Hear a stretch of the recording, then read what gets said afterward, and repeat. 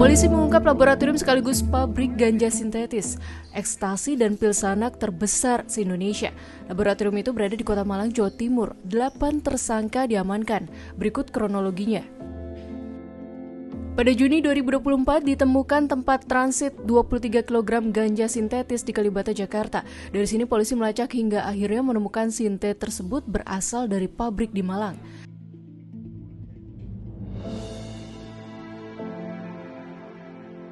Selasa 2 Juli 2024, petugas menggerebek laboratorium sekaligus pabrik narkotika itu dan meringkus 8 tersangka.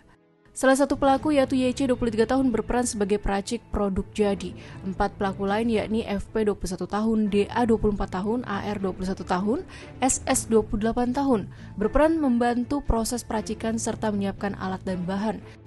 3 pelaku lain yakni RR 23 tahun, IR 25 tahun, dan HA 21 tahun berperan sebagai kurir.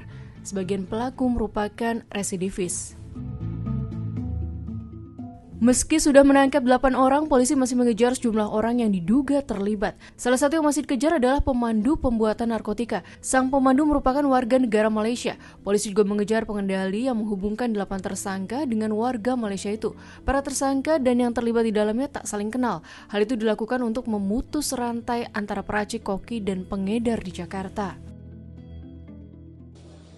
Di dalam juga kita sita ada satu TV yang digunakan mereka untuk menjadi pemandu. Jadi mereka melaksanakan produksi ini dipandu dari jauh dengan menggunakan Zoom meeting, menggunakan TV.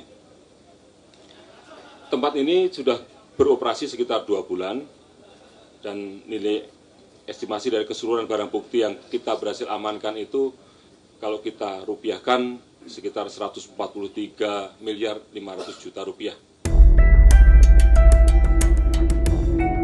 Di laboratorium tersebut, polisi menyita 1,2 ton ganja sintetis, 25.000 butir ekstasi, 25.000 butir pil sanak, serta 40 kg bahan baku tembakau gorila, setara 2 ton produk jadi. Selain itu juga didapati beberapa zat kimia seperti bensin metil keton, aseton, dan lainnya yang bisa diproduksi jadi 2,1 juta butir ekstasi.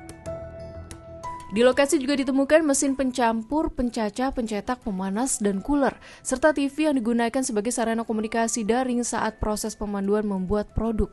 Narkotika yang diproduksi di tempat itu dipasarkan secara daring di media sosial Instagram. Pelaku di Malang biasanya mengirim narkotika itu menggunakan jasa ekspedisi menuju Jakarta. Di Jakarta, produk dikumpulkan di satu tempat transit di Kalibata sebelum dikirim ke tempat lain. Berdasarkan analisis dan pengawasan masuknya barang prekursor atau bahan-bahan yang dipakai untuk membuat narkotika dari Cina biasanya disamarkan sebagai cat atau pigmen.